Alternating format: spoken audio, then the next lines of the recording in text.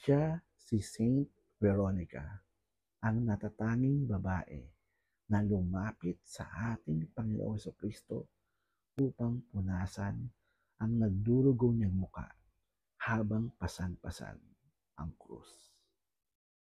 Ayon sa tradisyon, si Saint Veronica rin ang babae sa Matthew chapter 9 verse 20, ang babaeng humaplos sa laylayan ng damit ng ating Panginoong Jesucristo dahil naniniwala siya sa pamamagitan lamang nun ay gagaling siya sa matagal niya nang iniindang karamdaman. Hindi naman nabigo si Saint Veronica.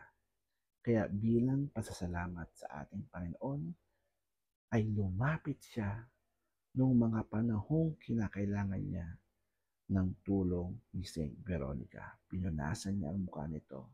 At naniniwala si Saint Veronica na ang telang kanyang ginamit ay magdudulot pa sa kanya ng iba yung milagro. Nung nabalitaan ito ng emperor ng Roma na si Augustus Tiberius, kaagad-agad na pinatawag si Saint Veronica sa Roma at pinadala ang telang ginamit niya pamuna sa mukha ng ating Panginoon sa Kristo.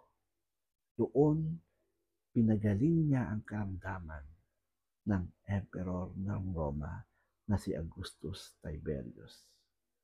Ngayon, madalas natin nakikita ang dalawang mukha ng ating Panginoon sa telang hawak-hawak ni Saint Veronica.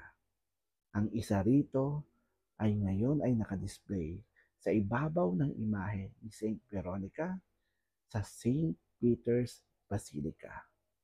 Ang isa naman ay nakadisplay sa isang simbahan din sa Italy na dedicated sa Holy Face of Jesus.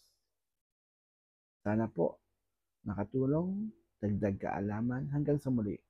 Brother Paul po. God bless.